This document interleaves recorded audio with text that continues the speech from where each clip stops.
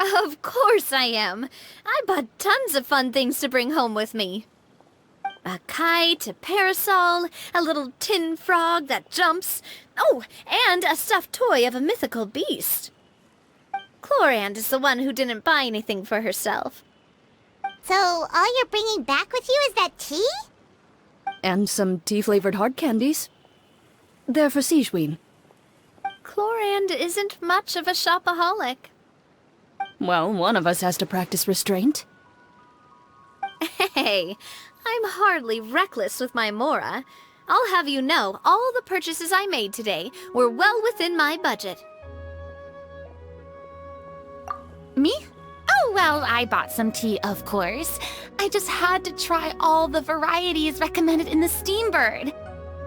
Other than that, just some bits and bobs, you know. A little bit of this, little bit of that. They should all be things I can use, I think.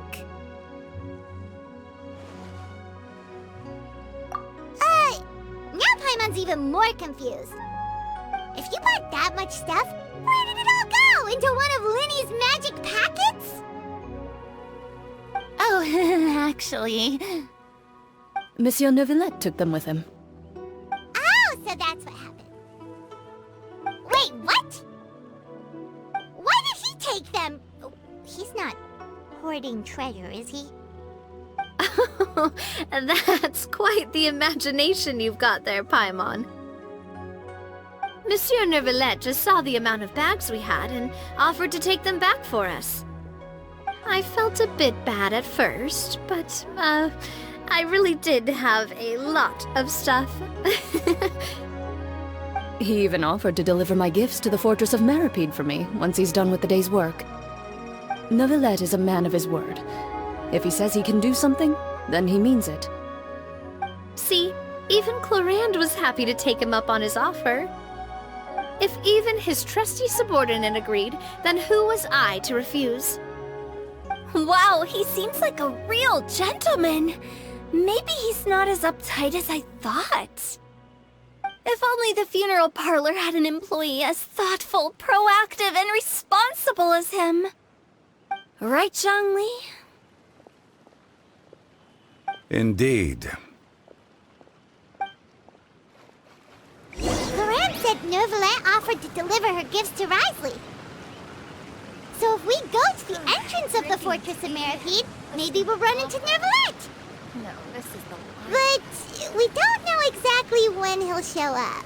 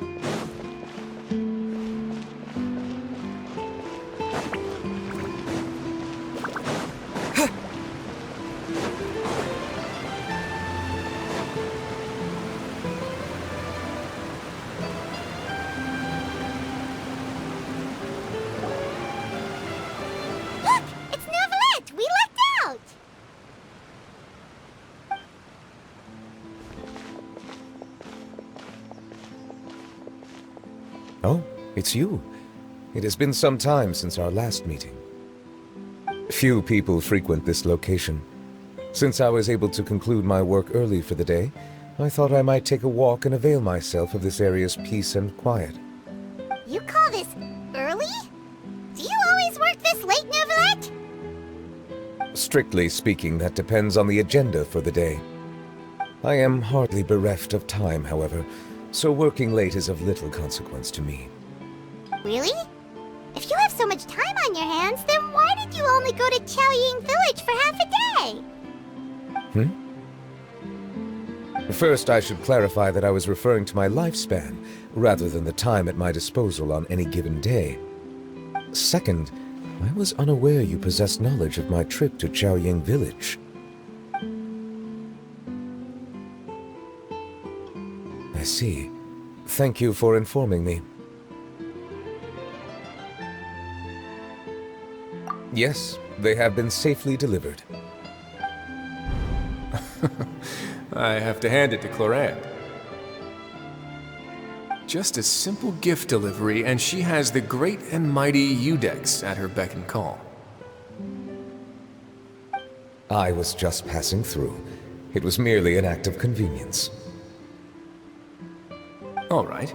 Then I hereby confirm receipt of the goods on behalf of the staff of the Fortress of Meripede. A verbal receipt of confirmation? Is such a formality really necessary for a small matter such as this? Guess not. This quantity of tea, though, seems a little excessive for a gift, don't you think? Before you know it, they'll start accusing me of taking bribes. About that. Much of that is my own excess, I'm afraid. Oh? Why? What happened? It was buy 10 boxes, get half off. Ah, that explains it then. Well, go ahead and leave them to me. I'll get through this stash as fast as I can. You have my thanks. Oh, there's something else I'd like to give to you. This is a stone slate, engraved with a symbolic design. While that is an apt description, it is in actuality a legal codex. A legal codex, huh? Before the advent of modern writing utensils, information was recorded on stone slabs such as this. The law was no different. Okay. Since ancient times, the scales of justice have symbolized the fairness and impartiality of judiciousness. As a tribute to that sentiment, this slate was designed after a traditional legal codex and engraved with a symbol instead of text. During my travels recently, I chanced upon a roadside stall offering tourists the opportunity to try their hand at the ceramic arts, so I decided to have a go. We joked with CLORINE some time ago about gifting you a legal codex. So, here you go. Ah, so that's what this is about. I did not expect you to remember it as well. In any case, I hope this can be considered as a reasonable attempt to join in on the banter. It is a very good attempt. I suppose I shouldn't be surprised. Even your sense of humor centers around the law. That's an impressive level of commitment. A gift of this significance deserves to be put on display, and I know just the place. Front and center in the fortress's showroom. Surely there's no need for such a grand gesture. Just kidding. I don't have anything like a showroom. But we do have a storage room. We can put it next to all the mechanical parts Sijuin has collected. That sounds good to me. So that's what you were doing in Truyện village. Indeed. Of course, while I was there, I also took the opportunity to taste the local spring water. The aftertaste is much purer than what I have delivered to me in Fontaine. It stands to reason that the long-distance transport has a tendency to imbue the water with extraneous emotion. If you want to experience the true flavor, you simply have to go to the source. Perhaps I should organize some time off to do the same elsewhere. Then we are of the same mind. It appears my desire is justified. If you say so, but you know don't have to justify a vacation, right? You can just take one. After all, you're hardly bereft of time. You can do whatever you want. You're quite right. I suppose I suffer not from a lack of opportunity, but rather a lack of inspiration. However, after reading a few articles about Liyue's holiday traditions, the idea popped into my head and made itself quite at home. Seeing as I was free of responsibilities for the morning, I decided to depart at once. Refreshing.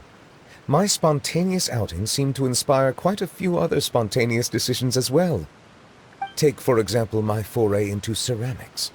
At first, soil from the ground is granular and unforgiving, but add the right amount of water, and it becomes soft, moldable, and able to take shape. In the past, I never thought about how quotidian vessels were crafted, but now I have participated in their very making. This is also something I made today.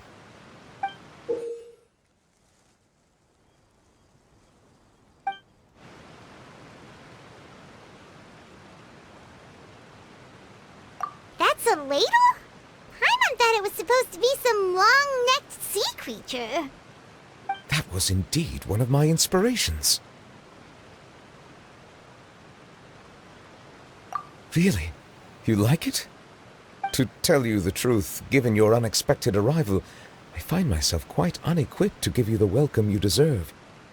Around such an important holiday such as this, human custom would dictate that gifts should be in order. But I'm afraid this is all I can offer. If you'll have it, that is. That is precisely why it would do me such a great honor if you accepted.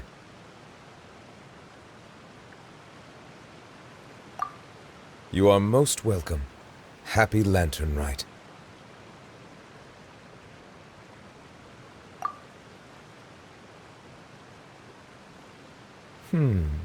Approve a leave of absence request for myself. That sounds like it could easily lead to a vicious cycle of self-indulgence, something which couldn't be in further violation of protocol. But I suppose I understand her point. My proclivity to refrain from personal outings does, in part, originate from a sense of responsibility toward my duties. But it is also due to a lack of desire to engage in the human world. But now I see that the human world